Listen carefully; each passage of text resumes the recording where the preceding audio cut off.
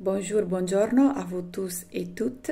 Cette vidéo est dédiée au thème Massage sacré, le corps, temple du divin, relié au principe Tantra. Je vais lire les réponses qu'au fil des années j'ai écrites et publiées pour répondre à certaines questions à ce sujet.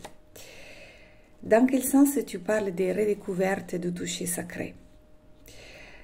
Car cette qualité de toucher amant, éveillée et consciente existe potentiellement dans chaque être humain, bien que la plupart des fois reste oubliée, cachée, dormante et aussi apparemment perdue. Alors que dans nos mains et en général dans chaque cellule de notre corps habite une infinie sagesse et une intelligence.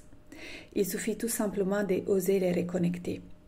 On me pose souvent la question de quoi j'enseigne pendant ces stages et de quoi on apprend. Eh bien, je ne préfère pas trop l'expression entre guillemets enseigner ou apprendre, car ce n'est pas tellement approprié en référence à cette pratique et à mon approche.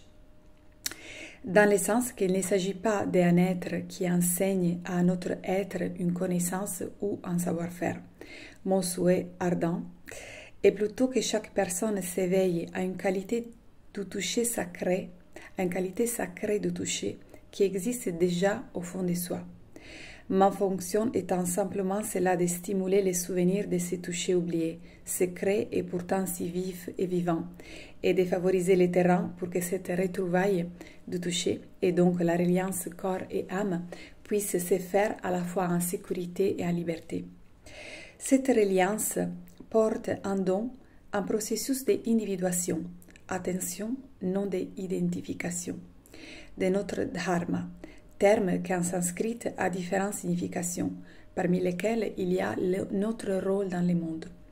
Le processus d'individuation origine d'un écoute profond de la relation entre son propre désir personnel et un désir, disons, plus vaste, un désir de l'univers. Le processus d'individuation a à voir avec la reconnaissance de ses propres caractéristiques spécifiques, de sa singularité, de ses dons, de ses talents, mais pas dans un sens égotique. C'est la reconnaissance de la fonction que nous sommes appelés à accomplir à travers cette incarnation, notre rôle dans l'univers.